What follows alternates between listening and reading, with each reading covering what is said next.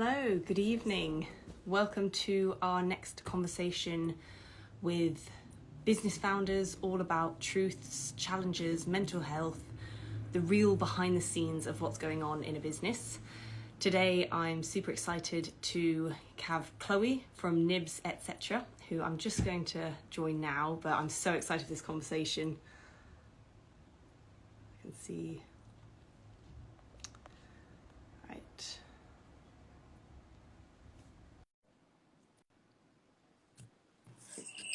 Hey! Hi, friend. How you doing? I'm good. How are you? I'm also good, thanks. Loving the weather, very nice and sunny. I know. It's hard not to want to lie outside all day I know. and do work. And it always hits that point where you're a bit stuffy as well, and you're like, oh gosh, I'm hot now. I know. And then you go from sweaty to cold to all these unpleasant things. But to be honest, I'm not complaining. I'm so happy with the sun. I was going to say, all the sunny vibes, please. Yeah, exactly. It's so nice to see you. I know, you too. And I have to say, thank you so much for joining me on this. Thanks for inviting me. Yeah, it's basically, I just thought it's really nice to talk to other people who are still going through some of like the small business challenges and like the real life behind the scenes.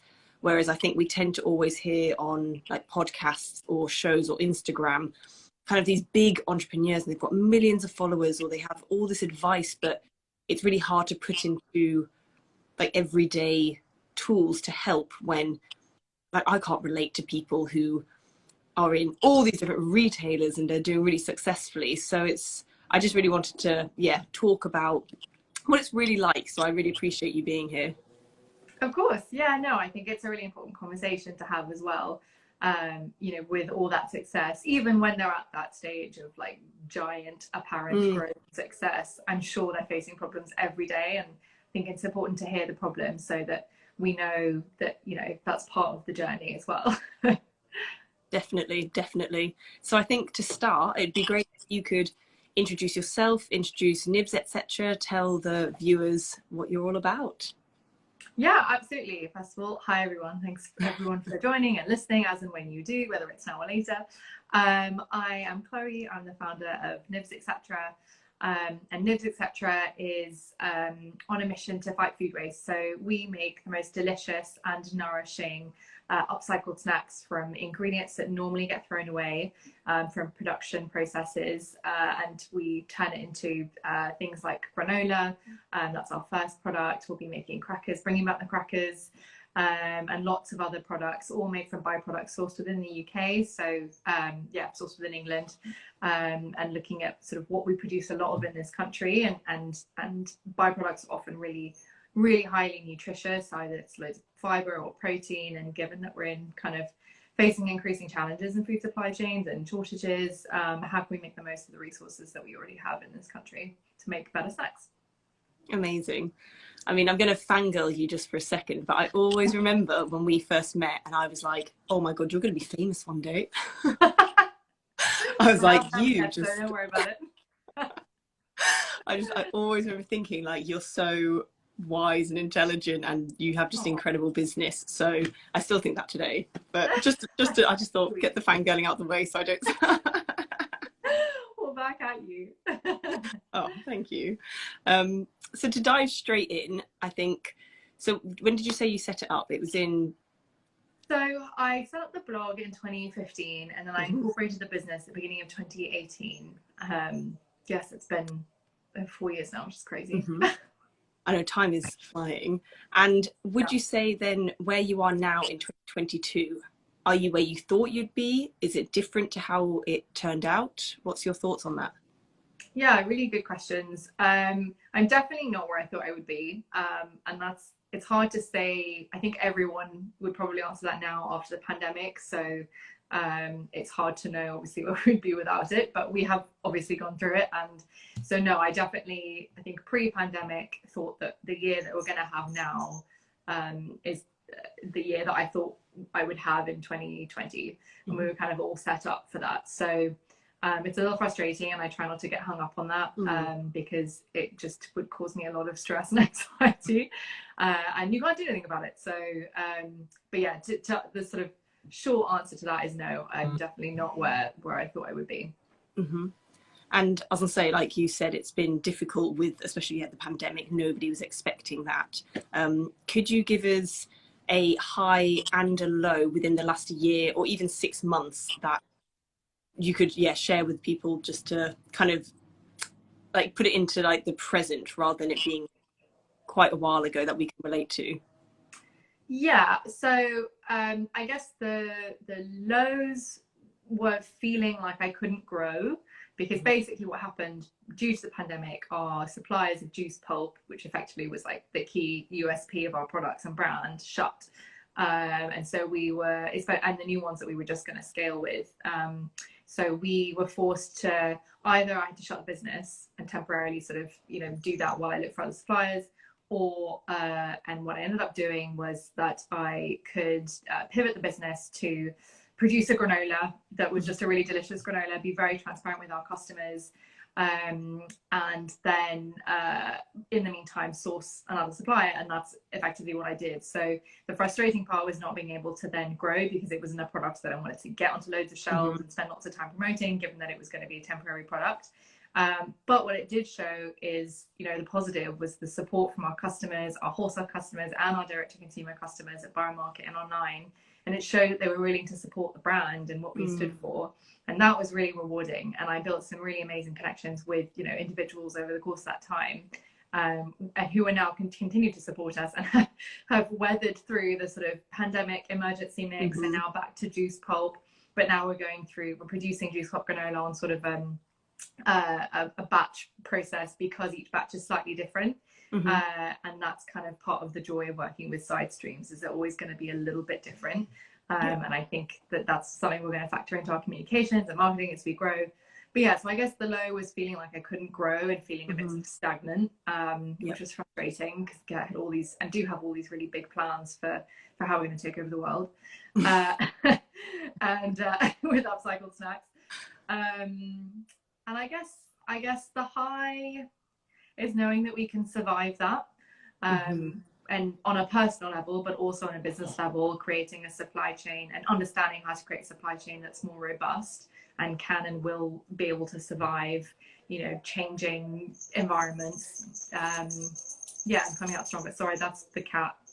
He's got a bell on. Oh, don't worry. Don't know if you can hear that. I heard it, but I didn't even like. He might feature because he's quite hungry, so he might walk across the screen.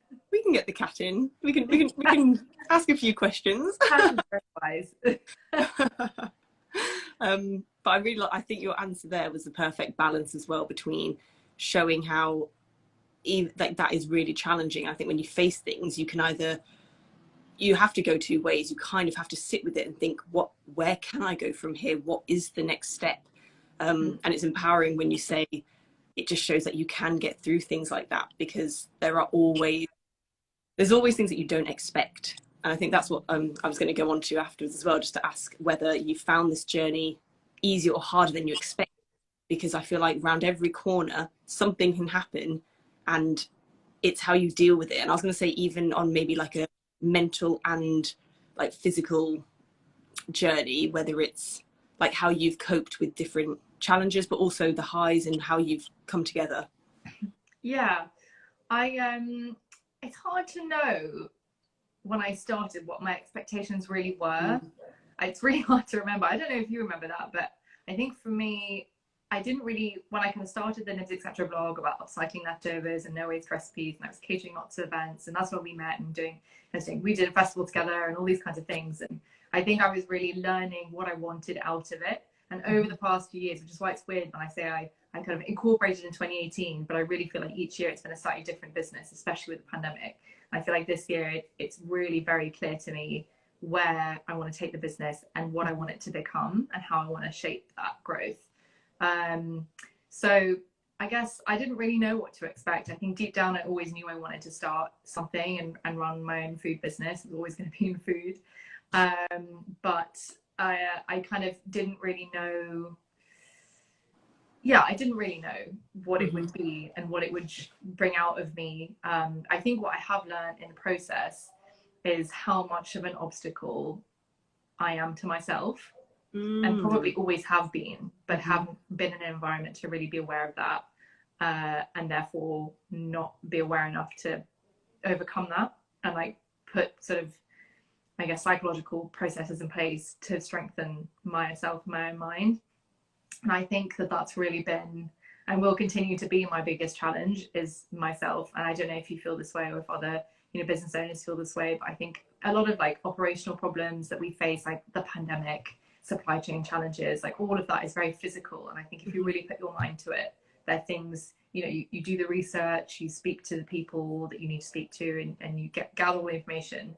Eventually you can find a way around it, over it, however you want to overcome it. But the psychological challenges that I think I have faced are ones that are really hard to overcome, because you're your own obstacle, which means you can also then be your sort of biggest champion and support of how to overcome that. But finding the resources to help you get there, I think are really hard. It's hard to know where to start to look for that.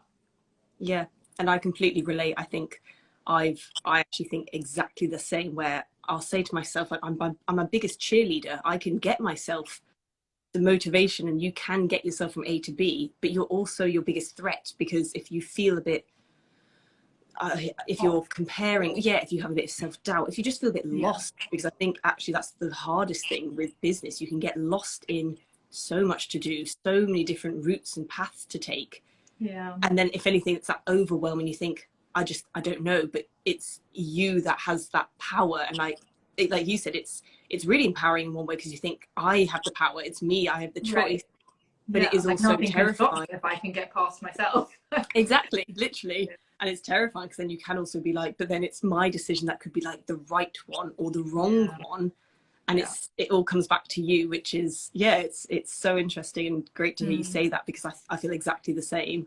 So it's like, but it shows that, like, and like, I think that self-awareness is really important as well, because knowing that we stand in our way, but also can't rise above it, as hard as that is. Could you delve into some of the processes you said help you, just to sometimes maybe shift that perspective from you? I don't really have those processes in place, but it was more the idea of knowing that you can put that in place to help you overcome it. I say I don't have any. I think I am learning ways that help myself. One of them is staying off Instagram. I have to be honest. Like, you know, you mentioned comparing yourself to other businesses and other founders, and you think you're never enough, and it's the classic, you know, whatever you're doing, there's always someone you're comparing yourself to on Instagram or social media. So staying off social media helps. And then I feel like over the past few years, I've really found an amazing network of food founders, entrepreneurs, and I think that has been really helpful, because, you know, much like you and me, we're sort of sharing this issue that we both have, and knowing that kind of, you know, we could reach out to each other or that network of people and say, listen, I'm going through this really sucks right now. And for them to just hear you, not necessarily to be like, this is your solution, but just to listen. And then if they have ideas, like, that's really helpful too. But I think having a network of people you can really trust has been really helpful. Now I feel like I'm part of a bigger network also of sort of circular economy businesses, and because there are more and more kind of businesses looking to solve those kinds of issues. And so finding that network has also been really empowering, I guess, and there's lots of knowledge sharing, and that's super helpful. So I think those, finding the people to surround myself with, and also sort of stepping back from social media are two things, but I definitely haven't overcome them. I'm still learning how to kind of be better and stronger. Writing to-do lists, it's something that, like, I've always found useful, but I think writing really granular to-do lists, so like really basic small tasks, when I'm in a day that I feel really overwhelmed, and just there's so much to do and I don't even know where to start, or I'm just having a bit of a down day where I just don't feel productive and I don't know why. Writing lots of lists I find really helpful. And then you feel like you've made a little accomplishment. It sounds like it's a simple thing, but honestly, so helpful. Yeah, no, definitely. And I think, to your point of just talking to other people, I think, like, I admire other people as well who have that, I don't want to say energy, but to even go to more like networking events. Whereas I think like one of my things I know I hold myself back from is I just have like, I'm just very not comfortable, you know, when going to like, oh, I need to go make friends or something. It's quite daunting. It's quite scary because you work alone. It's a bit like, oh, it's quite scary. But being seen, I think I've realized as well, like even within a business and as a person, is also just so strengthening when you see other people and someone just goes, oh, I feel like this today, and you think, me too, I'm not alone in feeling like that. Or, oh, I feel really insecure with, I looked at Instagram for too long, and you think, I did as well. And we kind of normalize the things that sometimes we get caught up in our head and it becomes a bigger thing. So I think it's really refreshing when you can talk about it and, like you said, rely on a really close network of people to just show that you're not alone in any of the struggles we go through. Yeah, absolutely. And so, which is a nice little tangent into there, do you have general words of advice or maybe something inspiring for other people in self-employment or small businesses, or potentially going through some struggles that you've encountered that could help them? That's a big question. We can come back to it if you want to think about it. Well, to be honest, my first thing was I guess is to build off what we've sort of just been discussing, is that while it can feel really overwhelming and really daunting at times, and you know that it's yourself being that kind of barricade, I think you have to like lean into the fact that that's also a really powerful thing to realize, because then you can overcome that. Like it's all in your control, and you can like take your life by the reins and your business by the reins, or whatever challenge it is, and just like go for it. And just take the leap and overcome it. So I don't know if that qualifies as like really wise words, but it's something, and it doesn't always work. Like, you know, some days that thinking that way is not going to help, but I do find sometimes when I'm really struggling, it's just me, like I can get over this. And maybe you need to like walk around the block, maybe you need to go for that coffee with a friend or hot chocolate with a friend, or like cuddle your pet or something. And just take a bit of time. But I think ultimately, I think if you come back to that and remember that it's all in your control, then you can do it. No, definitely. I think that is really inspiring. No, because it is true. It's when you realize and you think, you have the choice of which way you want to go. And like you said, it's always going to be difficult. And then maybe days when you're like, I didn't potentially do what would have helped my mental health that day, but it's still a step in the right direction when you realize it and you think, that's fine, I'll try it tomorrow, or I'll try that next time. Like that, exactly. I think that's really and not feel guilty. Like if you're not going to do it today, like don't kill yourself over it. That was a bit dark, I didn't mean it that way, but I meant like don't beat yourself up about it. It's okay to take a day or an afternoon or a morning or whatever and come back to it. And that is, I think, especially in business, that is I find that really hard. Like when friends are taking a week off, they take a day off, and sometimes I think, can I? And I do. I'm not saying I'm someone who works like 24 hours a day, but it's one of those things where sometimes you think, oh, like it's only me saying like I can have this day off, but can I? Like, can I really? I know. Like, because it's only me, I must continue. I must never stop. Exactly. It's like, keep persisting. I've got this. No. So in your journey as well to date, this is a bit of a retrospective question, but is there anything you would change? Ooh, that's a good question. I quite like this question, because you often hear people saying like, I try not to live with regret, and I think that's a really good attitude to have. So I try not to live with regret over how things have happened and played out, but I don't know that there is something I would change, because, you know, in an ideal world, I would have taken a gap year before going to uni. I would then have worked longer in a, you know, corporate job to learn more before starting my own thing. But none of those things happened, and I had no control over that. And for various reasons. And so here I am, having started this business solo as a solo founder, and, you know, still I'm a solo founder. I think I've learned like so much about myself in the process, about what my strengths and weaknesses are, where the opportunities are, what I'm afraid of, you know, what I can lean into and be really good at. So I don't know that I would change anything. Also, because if I thought too much about that, it would probably stress me out. And I can't do anything about that now. So I just have to kind of or at least I try and tell myself to kind of, you know, this is where I am, these are the resources that I have, people that I have around me, things that I've learned, and this is how I'm going to like make the most of them to still achieve like the goal that I've set out to achieve. Yeah, definitely. No, I like that, especially because I would recommend not thinking about the things you would change, because I definitely have been down that route. And there are things I'm like, why did I even contemplate that? I know.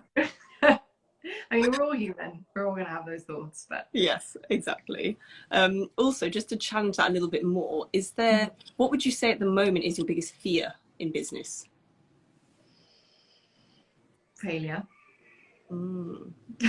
Which maybe is the case for a lot of people, but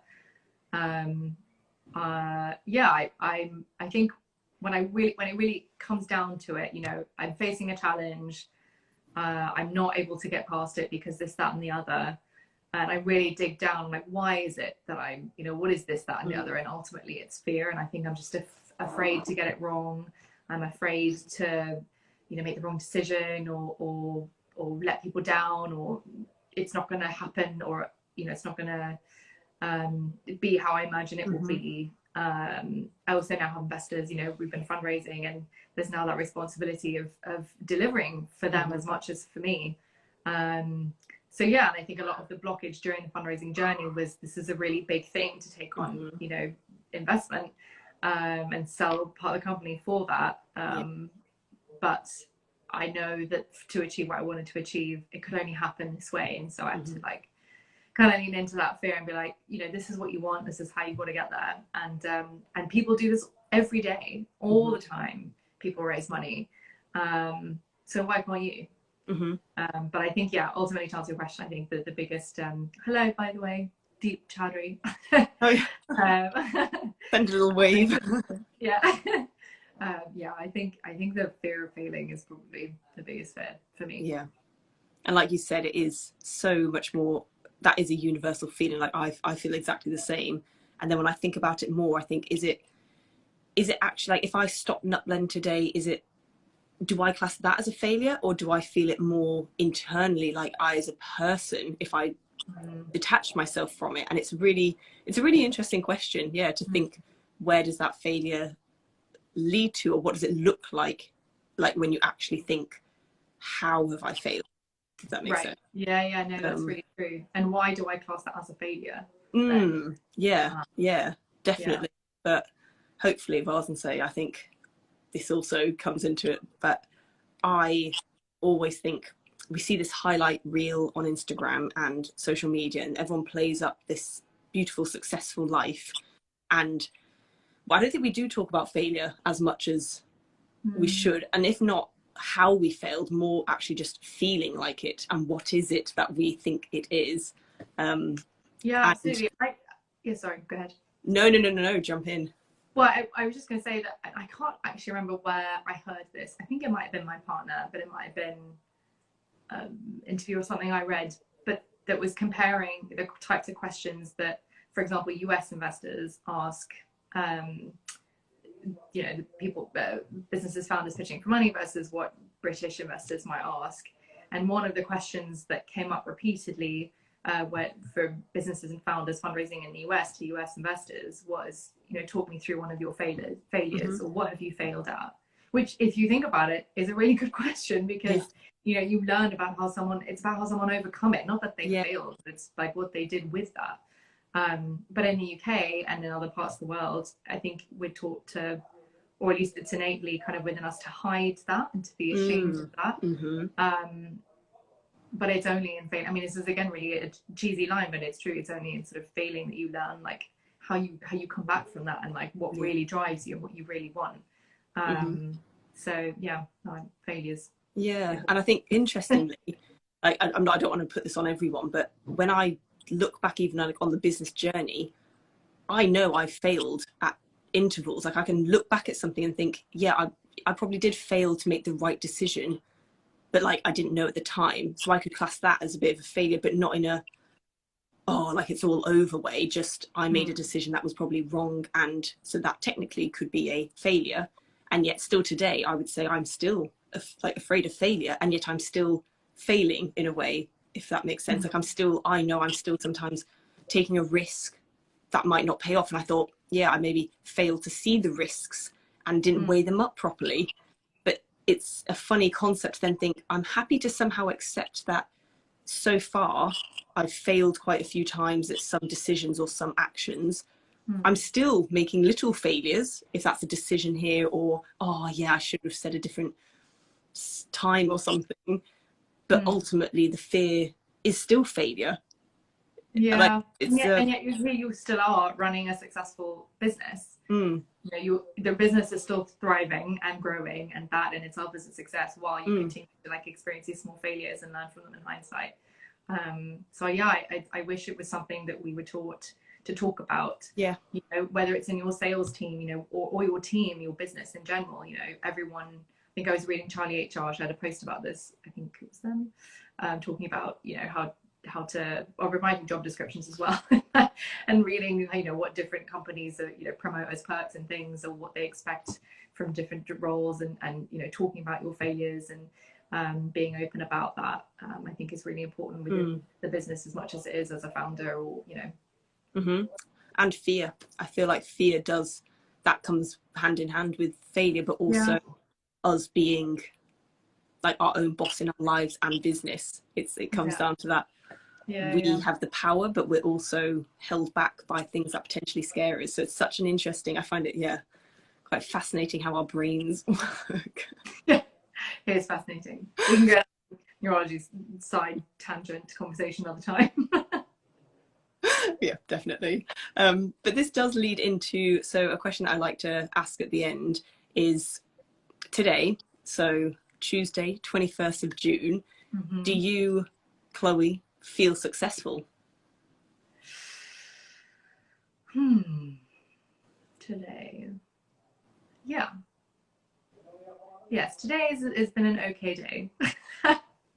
I think that I do. I made progress on my to-do list. Today was a to-do list day. They should always be, but especially today. And I feel like I made progress. So yes, I think today I feel successful. That's great to hear. But it's a good question to end on. I think that's and good to make the point of right in this moment versus you know, bigger picture. So yeah, for that. It's that, like, yeah, rather than weighing up all these things where there's always ebb and flow, it's just right now, today, everything stopped, the world stopped rotating. It's great to hear that you feel successful, and you should be. I mean, like you said, you've grown and still growing like an incredible business, and I think the message that you're spreading as well is powerful. I think you're doing incredibly, and I know I say that from I'm not within the business and it's all behind the scenes. I understand it is not what people expect. Yeah, no, I appreciate that. It's really kind, and same to you. And I think it's kind of hard, like, on the one hand you really have to portray this vision of growth and success because that's what people buy into, and you know, FOMO sells to buyers, to investors, to new employees. But I think there is a certain element where if we don't show the kind of the instability, the vulnerabilities, then it just, I feel like we're selling a bit of a lie, and it's really important to be transparent about these things. But it is a really fine line. Yeah. I don't know that I've nailed it. I'm still learning it. Me too. You and me both. But it's no, it's really important, I think, it's like in when, you know, in our mission to fight food waste, we don't know where the food waste exists, so we can't create the solutions for where the waste is. Only in the past sort of 5, even 3 years have people started to really talk about, you know, where there is waste on the farm, in production, in, you know, distribution, supply chains, and only when we know where that is can entrepreneurs, creative thinkers, you know, all sorts of people start to come up with solutions. So it's only when we're vulnerable and talk about our fear of failing that we can sort of address that and be like, okay, how can we support each other, and how can we improve this and make this better for us? And I think it's just so important to talk about the sort of the two sides of the coin. Yeah. So thank you for creating space for that today. Oh, not at all. Thank you so much for joining me. I think I really appreciate your honesty as well. I think it's been so good to delve into like real feelings as well, because I think it is true. It sometimes comes across everything's happy and everything's fine, but actually sitting with difficult feelings is really difficult. So, and challenges come left, right, and center, and you never know when. So I think a big takeaway though from what you said is that you can get through it. And I think that if you just apply that to business, self-employment, sometimes feeling lonely if you work alone, you can get through it, because we have gone through a lot in the last 3 years. And I think it's just shown the strength of ourselves. Even if we don't feel strong, something in our brain has allowed us to keep going and just take small steps and get us to where we are now. And today, like you said, you feel successful. I think that is marvelous. Aw, what a great note to end on. Exactly. But really, I really appreciate you joining again. So I really hope everyone's enjoyed it as well. I feel like I actually was just thinking I missed doing these Instagram lives. I remember during the first lockdown I did sort of live cook-alongs, and everyone was doing Instagram live in some way, shape or form, and it's really nice to see people pop it on and off and like say hello. And so thanks everyone for listening who's here. I know I keep seeing them, and like I kind of want to like wave every now and then, like, oh hello. Yeah. Yeah, exactly. But no, so thank you for everyone joining, and yeah, thank you again, Chloe. I really appreciate you being here, and hope you've also found it useful. Thank you. I did. Thank you so much for having me. It's been a really lovely chat, so thank you. Yeah, and looking forward to catching up soon. Yeah, me too, over a hot chocolate. Yeah, definitely. All right, have a good evening, everyone. Bye everyone. Bye. Thanks for tuning in.